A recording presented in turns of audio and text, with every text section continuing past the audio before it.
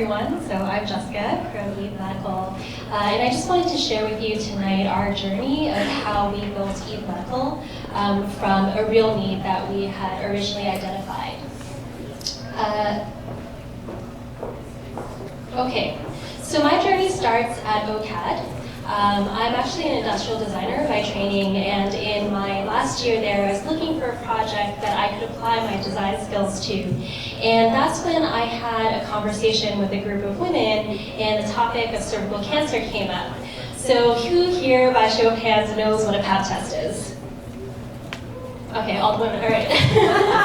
So for those of you who don't know what a pap test is, it's a test to screen for cervical cancer. And I'm going to flip down here. This is what it looks like. This is what a pap test is. And it is as uncomfortable, as it looks.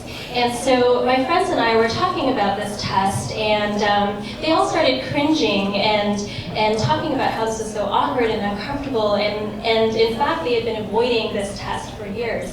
And at that point, I think a light bulb went off in my head, and I kind of started asking the question, well, why is it that a preventative health intervention that could potentially save your life is treated like something that is a necessary evil? It's something that you go for, and then you take yourself out for ice cream and wine afterwards, because it's just that kind of an experience.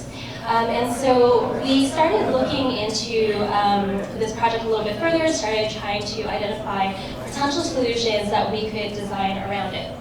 At the same time, I was looking into the stats, and I found this out. So every day in Canada, 4 women are diagnosed with cervical cancer. 1 woman dies a day, and 1 in 3 women are not screening for cervical cancer on a regular basis. And this to me is a really high stat for a developed country where this is absolutely free. We also realized that this is a challenge on the STI side as well for other sexually transmitted infections. So just a few stats. There's 116,000 cases of chlamydia and gonorrhea in Canada. This is from 2012. Up to 90% of these infections have no symptoms. So a lot of people are walking around, don't realize that they have infections, and they're not screening. And about 2/3 of pelvic inflammatory disease, which is the result of infections that progress, are not recognized. So these women end up becoming infertile, chronic pain, that kind of stuff, and they don't really get it checked out. From the reasons why these women aren't screening, a lot of these reasons are actually very simple. So women don't go because they don't have time, they don't have transportation, they don't have childcare, a lot of very simple things, but the common denominator is that they can't actually get to the clinic. On the health system side, this becomes a very costly issue because women who are not screening end up with diseases that are very preventable and cost a lot of money to treat. So the question became, how do we turn an experience like this, where 1/3 of women are not attending, into something like this? Maybe not quite this happy, but something along that lines. And so as a designer, we started looking into what was out there. And we came across some research on self-sampling, which is the concept of people being able to collect their own samples. And with the new molecular diagnostic technologies that were available, we found that self-sampling was a very promising way that people could potentially collect their own samples. And in fact, it had been shown to increase participation in a bunch of studies. But what we found was that in these studies, women were being asked to use devices like these. So the challenge here is that this is really a device that's designed for a healthcare practitioner with a line of sight to the area that they want to collect a sample from. There are some usability issues with this. If you ask a woman to insert this 3 inches 5 times, everybody's going to do it differently. When you implement that on a mass scale, you're going to have a lot of inconsistency issues. And we also found that patients had very low confidence because they didn't know what this device was. They never used it before. It's not really something that you do very often, and so there was issue with confidence as well. So through sort of a design process, we collected a bunch of criteria. I'm not going to go through all of them, but essentially we took that into an ideation process where we came up with a lot of different ideas about how this product could work, and most importantly, we went to women themselves with our prototypes and asked them to hold it, to use it, to give us feedback on what this device actually, how it works and how it could be better. So out of this process, we eventually designed this product called HealthTO. And how it works is the woman would just insert the white tip, very much like a tampon, turn a blue handle that extends and rotates the swab at the same time, which collects a sample from a target location near the cervix, and that's it. So that is a two-step process that women can do very, very easily. That would then get sent to a lab, processed with existing molecular tests, and then the results would go back to the woman. So we developed this device, went through clinical studies. We conducted several studies at McMaster, at McGill, and a few overseas. And then we got our Health Canada approval, our CE mark, our ISO certification, we put it on the market. And with customers in about 11 different countries now, we managed to ship about 20,000 of these units out to various programs that were looking at using this for screening and underscreened women. But then we kind of took a step back and realized, well, we have a device, it works in an organized system, but what if there's a woman outside of this system? How are they actually going to access this? So if you look at this triangle where you have the patient, the physician, and the lab, we only really have one piece of the puzzle. And so again, we went back to the drawing board to develop some criteria around if there was a system that existed for women to screen on their own, what would this look like? And eventually we came up with a system called evekit.com, which is an at-home screening service for HPV and STIs that connects patients with accredited labs and licensed physicians in order to get their screening done. So I won't go through the details of how the system actually works, but this is sort of the overview. Women would order a kit online, they would go through a quick risk assessment. They would get the kit in the mail, collect a sample, mail that sample back to the lab, and then importantly, that results gets uploaded to a secure online portal. And if there are positive results, they talk to a physician about what those results mean to ensure that they know what their next steps are. And we're now about to launch. So that's sort of the fast forward of this story, and this is coming out very, very soon. So that's our story. I was asked to make some reflections on being a female founder, given that it's International Women's Day. And I actually find this question to be very difficult when I'm asked it, because I've never experienced being a founder as a man. And I think that on a day-to-day basis, my honest assessment is that I don't necessarily feel like I'm any different than any other founder, because I'm doing the same things. I'm putting in the hours, I'm doing the work, I'm building my team, I'm building my product. There's nothing about what I'm doing that's different than what a male founder would do. But then when you zoom out and you start hearing these stats, that less than 3%, was it, of female founders have VC funding. I heard a talk recently by Sarah Kaplan at the Rotman Gender Institute, and she mentioned a study where computers that were given male names were valued higher than computers that were given female names. And when I hear things like that, I do agree that I think there's more work to be done.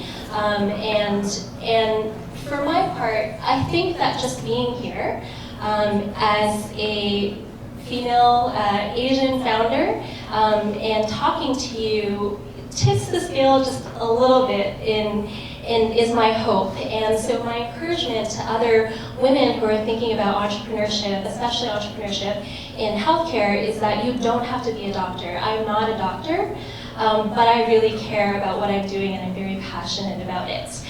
The other thing that I would say is men are really important to this equation too. You know, I think it's really important for men to be allies when conversations come up about women in tech. You know, when the question is asked, what does an entrepreneur look like to you, to take a stand and to support the women around, the other women entrepreneurs around you. So those are my very quick reflections on being a female founder, but I'm really interested in the conversation that I'm sure will happen afterwards. This is my team. I just want to say a quick thank you to them because nothing is ever built by one person, and I'm very lucky to have a very supportive team. And let's get more women screening together. Thank you.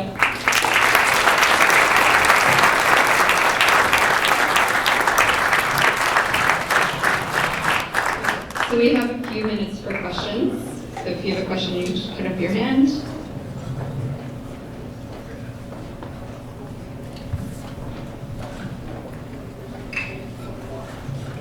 Hi. I just wanted to know how much does the online screening cost, or is there a cost for it? Yes, there is a cost for it. So right now we're operating on a private pay model. It's $110 for an HPV kit, and it's $85 for chlamydia kits.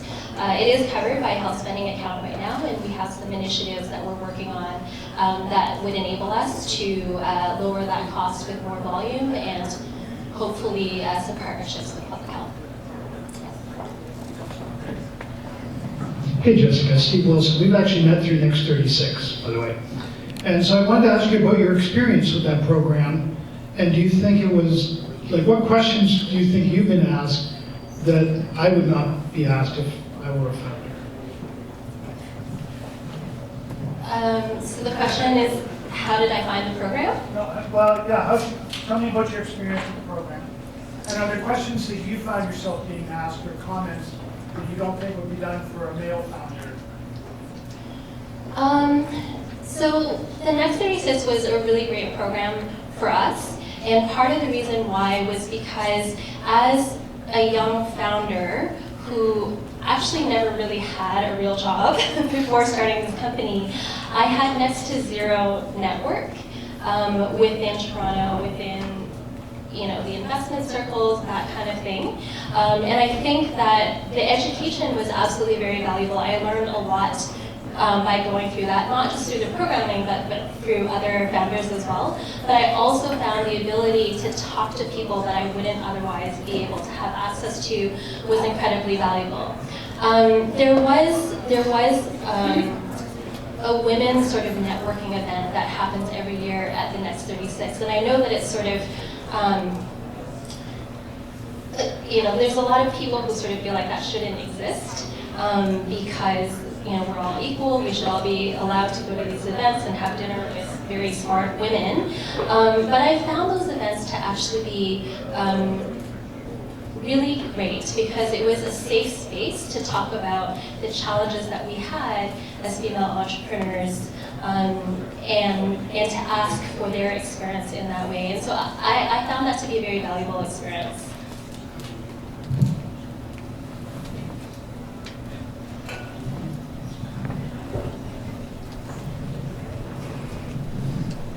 I was just wondering, where do you want to see your company in a year or two? Do you eventually want to go into OHIP and you talked about women who are underscreened. What about the younger generation, for example? Because there's such a gap in knowledge translation, they're not having those conversations at home. So how do you feel like you're going to impact that population? I think education is really important. This is something that we came up against in our research is, no one seems to be very happy with the sex ed that they got in school. Like whether that's at elementary, primary, all the way up to university, there doesn't seem to be a consistent message that everybody is getting. And so I think that that's one area that I do want to work on is definitely education around sexual health in general. In terms of where we want to go as a company, I think that screening is something that should be supported by public health. We are working in a private pay model right now, but we also have several pilots that are going on with screening programs in Newfoundland. We're putting one together with a university to identify how this tool can be used for these specific populations that are high risk and could really benefit, and to clearly establish what the health economic benefit of that is so that we can get it into those programs.